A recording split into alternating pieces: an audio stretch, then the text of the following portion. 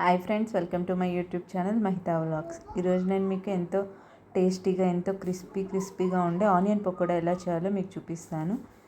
ఇది చాలా simple onion pakoda చేసుకోవడం. దీనికి కావాల్సిన పదార్థాలు: శనగపిండి నేను 1/2 కిలో తీసుకున్నాను, కొంచెం బియ్యపిండి వేయడం వల్ల గరగర పకోడా క్రిస్పీగా వస్తుంది, గరగర అంటూ. తర్వాత కరివేపాకు, పచ్చిమిర్చి, ఎర్రగడ్డలు 3 మీడియం సైజువి తీసుకున్నాను నేను. తర్వాత తగినంత ఉప్పు, కారం తీసుకోవాలి. అలాగే అల్లం, వెల్లుల్లి, జీలకర్ర, ధనియాలు ఈ 3 మెత్తగా దంచుకోండి. నేను చిన్న రోల్లో దంచుకున్నాను, మీకు మిక్సీ వేసుకునే బంతే మిక్సీకి వేసుకోండి. తర్వాత శనగపిండిలో ఆనియన్స్ వేసుకోండి. ఆనియన్స్ మెత్తగా కొంచెం నలిపినట్టు వేసుకుంటే దాంట్లోంచి వాటర్ అంతా రిలీజ్ అవుతుంది. సో ఆనియన్స్ అన్నీ వేసుకున్నాక దాంట్లోనే కొంచెం కరివేపాకు, పచ్చిమిర్చి మనం ముందుగా కట్ చేసి పెట్టుకున్నాం కదా, అవి కూడా యాడ్ చేసుకొని పిండిలో బాగా కలిసేటట్టు బాగా కలుపుకోవాలి. మనం సపరేట్గా వాటర్ ఏం అవసరం లేదు. ప్రెజెంట్ అయితే ఆనియన్స్లో వచ్చే వాటర్ రిలీజ్ అయ్యే వరకు మనం నీట్గా శనగపిండిని కలుపుకోవాలి. ఇలా ప్రెస్ చేసినట్టు కలుపుకుంటే కొంచెం బాగుంటుంది. తర్వాత అట్లా బాగా కలిపేసుకున్నాక దాంట్లో ముందుగా అల్లం, వెల్లుల్లి, జీలకర్ర, ధనియాలు అవి ఉన్నాయి కదా, ఆ పేస్ట్, దాంతోపాటు ఉప్పు, కారం అన్నీ వేసుకొని బాగా కలుపుకోవాలి. జీలకర్ర, ధనియాలు మాత్రమే తీసుకున్నాను. కావాలనుకుంటే పట్ట, మొగ్గ అవి కూడా వేసుకోవచ్చు. నేను ఎక్కువ మసాలా వద్దు అనుకొని నేను ఇవి మాత్రమే వేసుకున్నాను. తర్వాత దీంట్లో బియ్యపిండి కూడా వేసుకోవాలి. అన్నీ వేసుకొని బాగా కలుపుకోవాలి. దీంట్లో నేను ఒక 3-4 స్పూన్స్ ఆయిల్ వేసాను. ఆయిల్ ఆ క్లిప్ మిస్ అయింది, మీరు కొంచెం వేసుకుంటే టేస్ట్ బాగా వస్తుంది.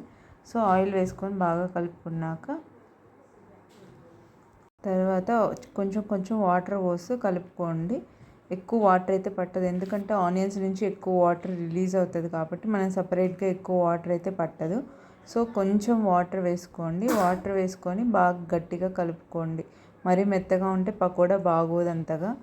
సో వాటర్ కొంచెమే వేసుకొని చూసుకొని కలుపుకోండి. నేను మీకు వీడియోలో చూపించినంత గట్టిగా అయితే సరిపోతుంది, మరీ ఎక్కువ వాటర్ అయితే పట్టదు. ఇలా చేసుకుంటే మీకు పకోడా వేసినప్పుడు కూడా మరీ పలుచగా అయితే ఆయిల్ పీల్చేస్తుంది, అట్లా అని గట్టిగా వేస్తే లోపల పిండిగా ఉంటుంది. సో ఇట్లా కన్సిస్టెన్సీలో కలుపుకున్నారంటే మీకు కరెక్ట్గా ఉడుకుతుంది పకోడా వేసినప్పుడు. సో ఇలా కలుపుకొని పక్కన పెట్టుకోవాలి. తర్వాత ఒక బాండల్ పెట్టుకొని దాంట్లో ఆయిల్ వేసుకోండి. మీకు సరిపడా ఆయిల్ వేసుకుంటే, ఆయిల్ కొంచెం ఈ పకోడా మునిగేటట్టు వేసుకుంటే మంచిది.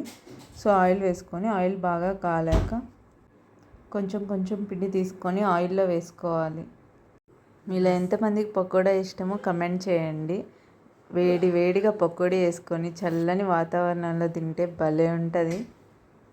మీకు అలా ఇష్టమా లేదో చెప్పండి. నాకైతే చాలా ఇష్టం పకోడా అట్లా చల్లని వాతావరణంలో వేడిగా తింటుంటే. సో నూనె బాగా కాలాక పకోడా అట్లా కొంచెం వేసుకోండి ఆయిల్లో.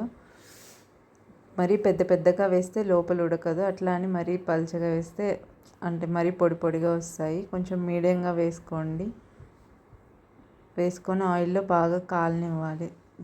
మరీ లో ఫ్లేమ్ కాకుండా మీడియం ఫ్లేమ్లో పెట్టుకొని కాల్చుకోండి. అప్పుడు లోపల దాకా బాగా ఉడికి క్రిస్పీగా వస్తాయి.